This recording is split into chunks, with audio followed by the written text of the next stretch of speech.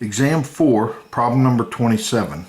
Suppose x and y have a joint density function f of xy equal to 8xy for x between 0 and y between x and 1.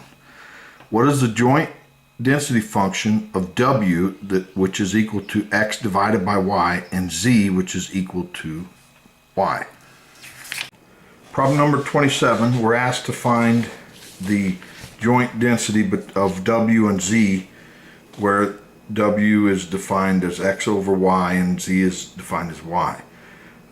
You then back solve for x and y, find the Jacobian, and then the density of w and z is equal to the density of x and y, where this x and this y are plugged in, times the Jacobian.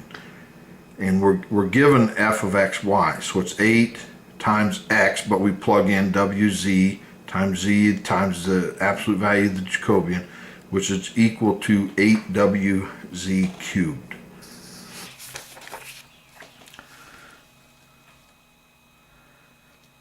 Number 28, let x and y be independent, normally distributed random variables with common mean mu equal to 1 and common variance equal to 8. What is the constant c for which this probability is equal to 0.05? Now, number 28, we're asked to find a certain probability, and let's go through this step by step. I'm going to solve it two different ways, but we have some setup before we get to that point. We know x and y are independent, normally random variables. So a linear combination of x and y is again normal. So this is normal 0, 16. So if we divide by the standard deviation, it becomes normal 0, 1. And if we square a standard normal, we get a chi-squared 1. And then this quantity here, x minus y, is also normally distributed with a mean 0 and variance 16. So if we divide by the standard deviation, it becomes a standard normal. And if you square a standard normal, you get a chi-squared.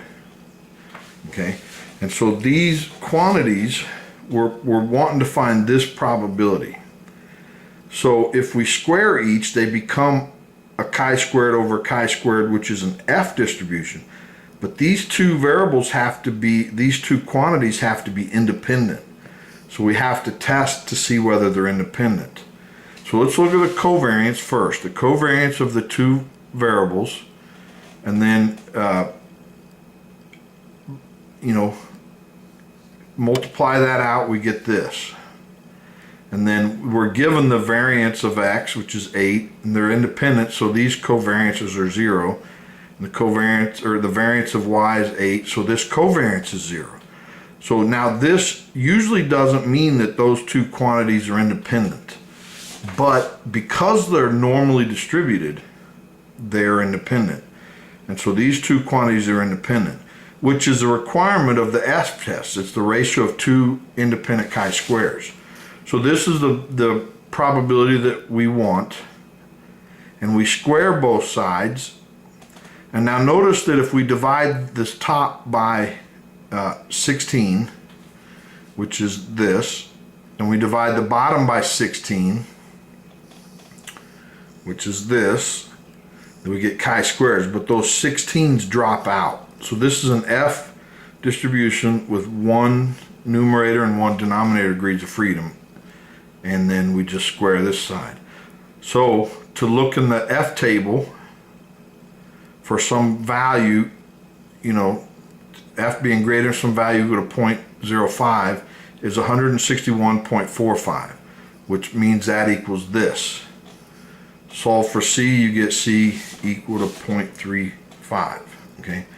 Now the other way to do this is if we're at this quantity here, but it can be thought of as a t distribution, a t-squared distribution, because we took a standard normal and squared it, and then in a t distribution, it's the it's the square root of that chi-squared. So when you square it, the square root goes away. So this can be thought of as a t distribution squared.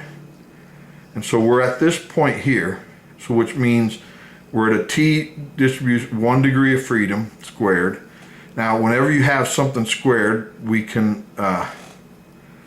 we take the square root of both sides, and then we put absolute values here. So the absolute value of t greater than 2c leads us to this equation.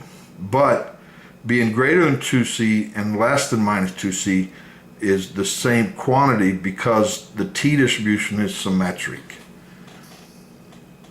So it's just 2 times one of those quantities, and then divide by 2, that's 0.025. So the t distribution greater than some number equal to 0.025 implies c is equal to this number. And then divide by 2, you get the same value of c equal to 3.5. Problem 29. Let x be a random variable with density function f of x equal to a times e raised to the minus ax, where a is positive. If the moment generating function m of t denotes the moment generating function of x, what is m of minus 3a? Here we are asked to find m of minus 3a. But first of all, we have to find the moment generating function, which by definition is this. It's a Laplace transform. So you put that value in, here's the density, integrate over all possible values, and combine the e's to this. Simple u substitution, and then bring it back to the x world where this. Plug in the limits of integration, and now in order for this to not be infinity, then t minus a has to be negative, which is the same as t less than a. So when you plug in infinity there, you get 0, and then when you plug in 0, you get minus 1, and then that boils down to this. Now notice it's minus a, t minus a, but I took the negative into this bottom piece to get rid of it. So then when we plug in minus 3a into our moment generating function, you put it here, solve it out, it's 1/4. Number 30, a random sample x1, x2, x3 is taken from a normally distributed population with unknown mean mu and known variance sigma squared. In order to test the null hypothesis that mu is equal to 0 against the alternative that mu is greater than 0, it is decided to reject the null hypothesis if and only if the sum of the 3 variables is greater than 20 times square root of 3. For what value of sigma is the significance level of this test equal to 0.05? So problem number 30, we're asked to find this probability of the sum being greater than this quantity, and the x's are independent or normally distributed random sample. So the sum of normals is normal, so this sum is normal 3 mu 3 sigma squared. So here and now also under the null hypothesis, so this is the rejection region. So if we want to subtract the mean, which is 0, mu is 0, and divide it by the standard deviation, then this goes to a z, which is what this is. The square roots cancel, leaving probably z greater than 20 sigma is equal to 0.05. Well, that implies that that quantity is 1.64. Solve for sigma, and we get 12.20.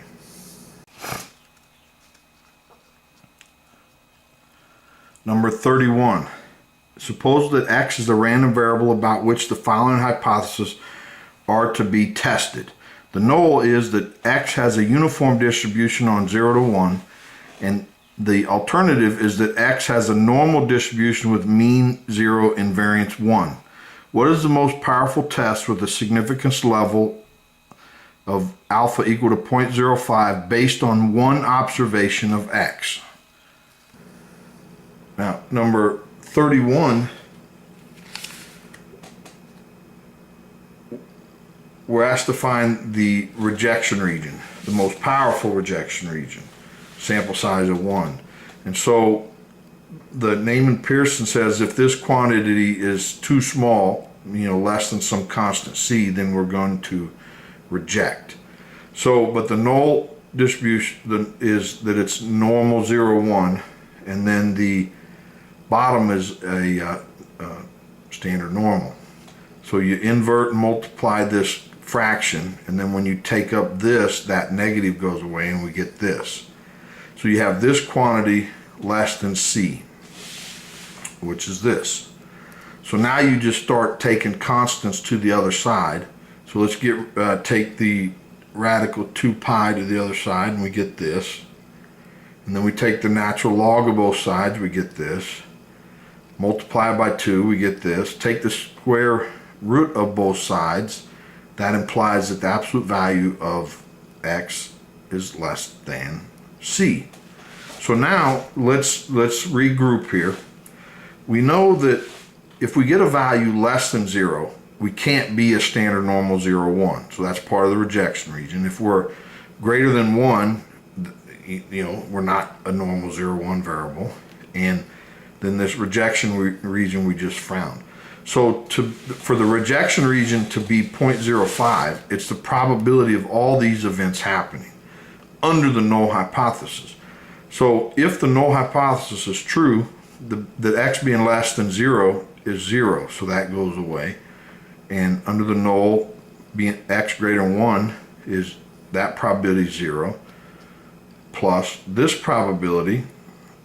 Well, this is the same as X being between negative C and C, but X can't be less than 0 under the null, so it's just this quantity. And in a uniform 0, 1 setting, the value of C that makes this 0.05 is 0.05. So that's our answer. Number 32. Let X and Y be independent Poisson random variables with the variance of X equal to lambda squared and the variance of Y equal to 4 lambda squared. What is the probability that X plus Y is greater than or equal to 2?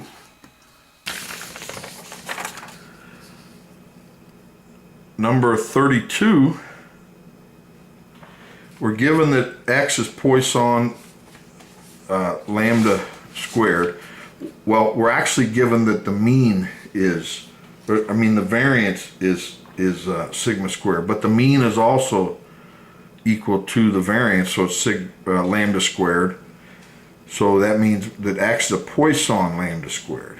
And then here, Y is a Poisson 4 lambda squared. And then so the sum of Poissons is also Poisson, where you add the parameters. So X plus Y is Poisson 5 lambda squared. So now to find this probability that X plus Y is greater than 2, since Poisson is an infinite, it's easier to take 1 minus everything below it, which is this. And then you just plug in the values for a Poisson. X equals 0, you get this. When it's 1, you get this quantity. And then to make it one of the answers, you have to factor out a e to the minus 5 lambda squared, and you get this. Number 33. Let X and Y be independent random variables with common density function f of t equal to 1 over theta for t between 0 and theta. What is the probability that X divided by Y is less than or equal to 1/3? So now problem 33, we're asked to find the probability that X divided by Y is less than or equal to 1/3. And we are given that X and Y are independent random variables with the density of 1 over theta squared. So that means the joint distribution, because they're independent, is just a product. So we're here. Now to find this probability, and if we map it out or graph it, that means we're in this little shaded triangle region. So to do this, to integrate out y first, it goes from theta to 3x, and that's what this integration is. And then x goes from theta over 3 to 0, or 0 to theta over 3, and that's what this, over the joint density. So then let's integrate with respect to y first, plug in the limits of integration, and then take the antiderivative with respect to x, plug in the limits, we get 1/6.